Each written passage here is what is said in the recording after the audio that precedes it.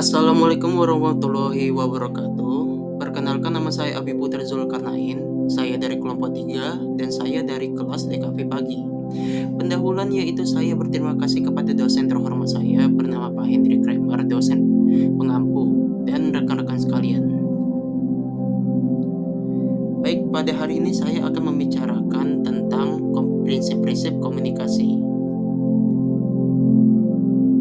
Di sini kelompok saya yang bekerja sama dalam membuat presentasi ini ada Ayunda Aditama yang bernomor 2423019, Rifka Livia Natasha Tasman 2423001, Fedrikshen 2423020, Abi Putra Zulkarnain yaitu saya 2423018, Tasya Karmina 2423066.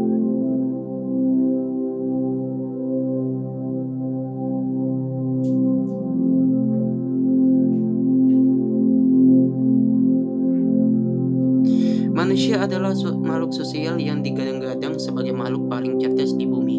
Manusia membutuhkan satu sama lain untuk bisa bertahan hidup dengan baik dan menjalin pertemanan, relasi, hubungan dengan lawan jenis.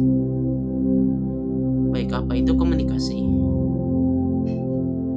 Istilah komunikasi berasal dari bahasa Latin yakni communicatus, lalu diterjemahkan ke dalam banyak bahasa termasuk bahasa Indonesia. Menurut Kamus Besar Bahasa Indonesia atau disebut KBBI, komunikasi adalah proses pengiriman atau penerimaan pesan antara dua atau lebih. Baik, di sini ada Profesor Bernard Berelson, seorang sosiologi sekaligus ilmuwan perilaku asal Amerika Serikat. Bernard Berelson mengatakan bahwa komunikasi adalah transmisi informasi, gagasan, atau emosi dengan menggunakan simbol, kata, gambar, dan media lainnya. Baik, yang kedua adalah Theodore M. Newcomb. Sedangkan menurut Profesor penulis dan psikologi sosial asal Amerika Serikat bernama Theodore M. Newcomb mengatakan bahwa komunikasi adalah sebuah transmisi informasi yang terdiri dari rangsangan diskriminatif dari penyampai ke penerimanya. Menurut Gerald R. Miller yang merupakan profesor Amerika Serikat di bidang komunikasi mengatakan bahwa sebuah komunikasi dapat terjadi ketika seseorang menyampaikan pesan ke penerima dengan tujuan untuk mempengaruhi si penerima pesan tersebut.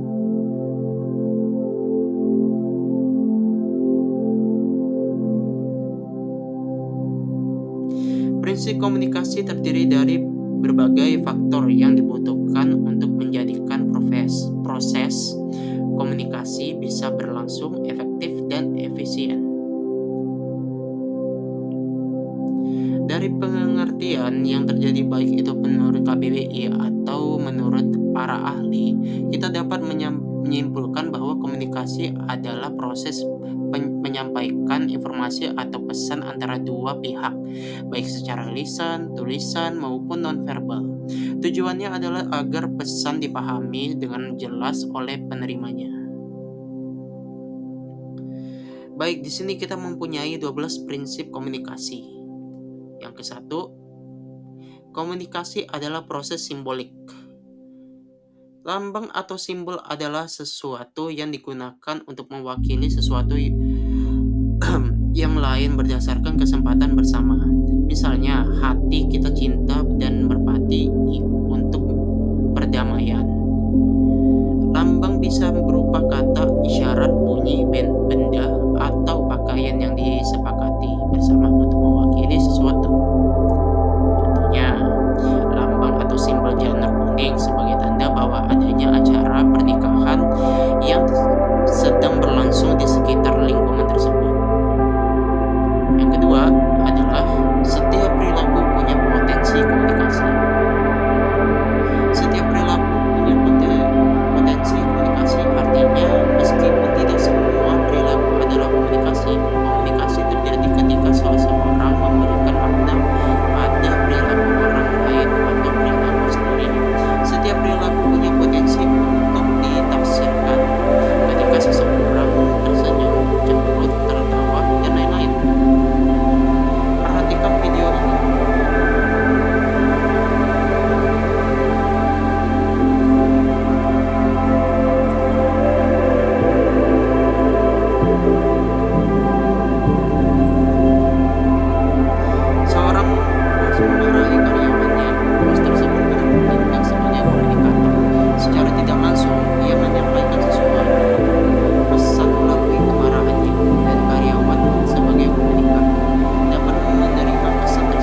Setelah dimarahi, karyawan tersebut mungkin merasa stres atau sakit kepala yang merupakan respon terhadap pesan yang diterimanya.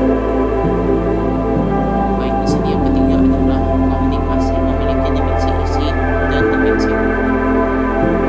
Dimensi isi menunjukkan apa yang dikatakan secara verbal, sedangkan dimensi hubungan menggunakan bagaimana cara mengatakannya disandi secara verbal.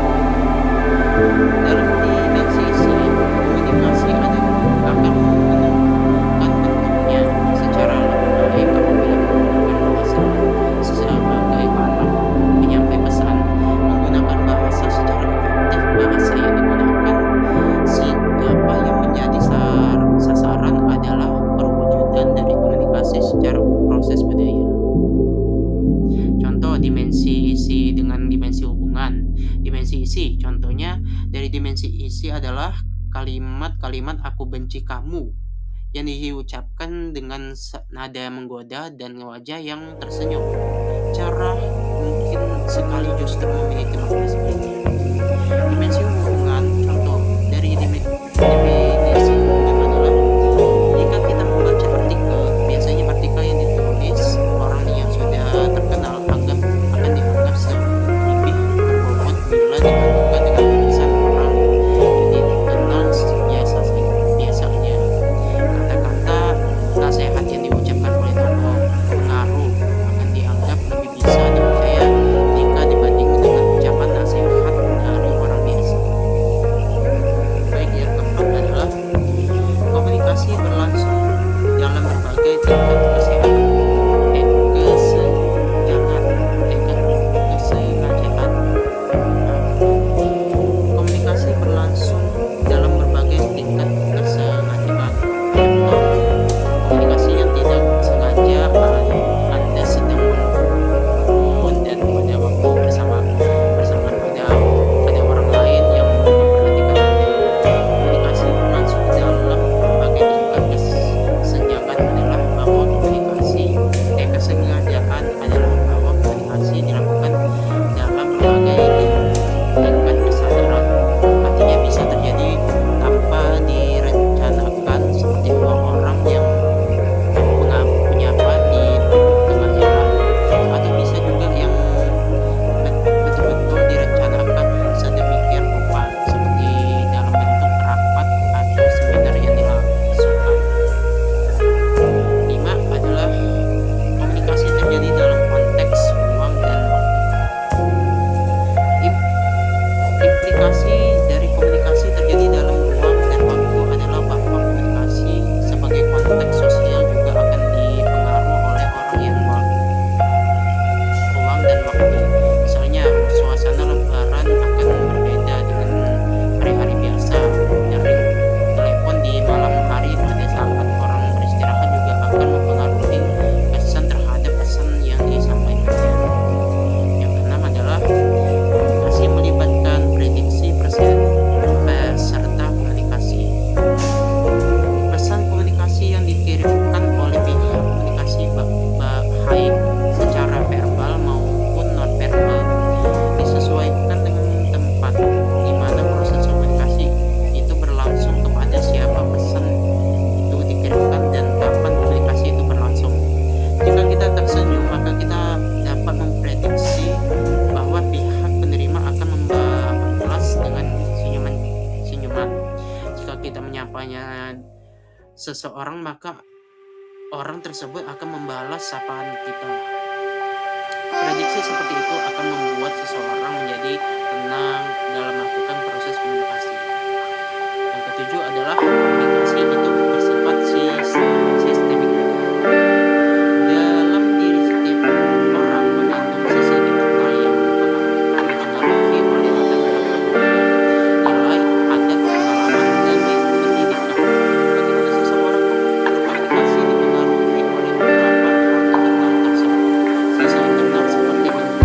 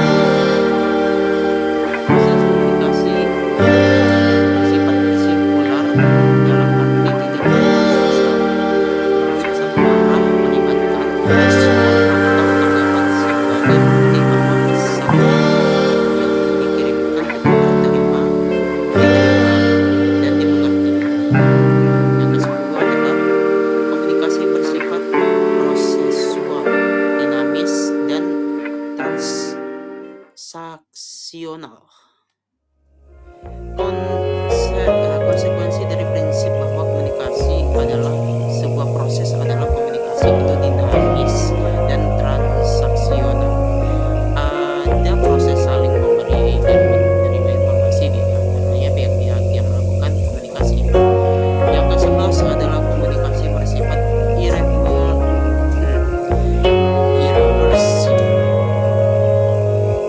Setiap orang yang melakukan proses komunikasi tidak dapat mengontrol sedemikian rupa terhadap efek yang ditimbulkan oleh pesan dan dikirimkan yang dikirimkan. Komunikasi tidak dapat ditarik kembali. Jika seseorang sudah berkata menyakiti orang lain, maka efek sakit hati tidak akan hilang begitu saja pada diri orang itu. Yang ke-12 adalah komunikasi bukan panacea untuk menyelesaikan berbagai masalah. Komunikasi pada keadaan tertentu memang bisa menjadi penyelesaian suatu konflik, tetapi komunikasi juga bisa menjadi penyebab sebuah konflik terjadi dalam arti bahwa komunikasi bukan satu-satunya obat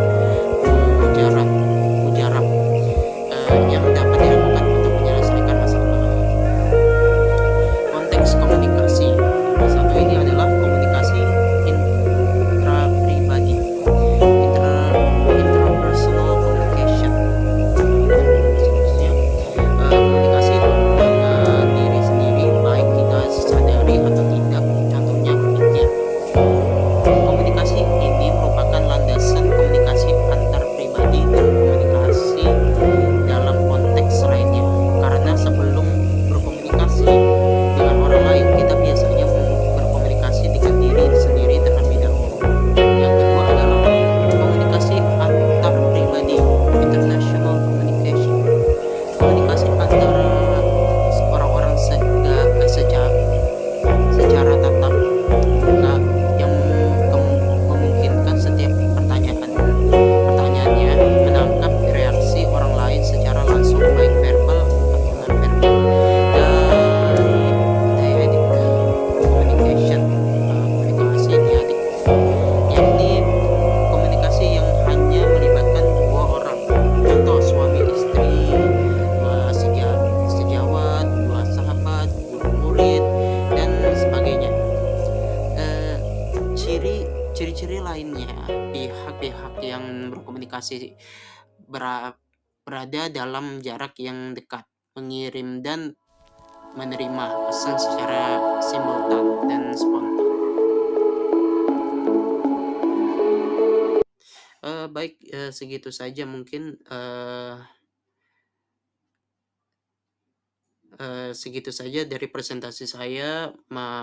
Mohon maaf kalau ada kesalahan kata. Segitu saja mungkin.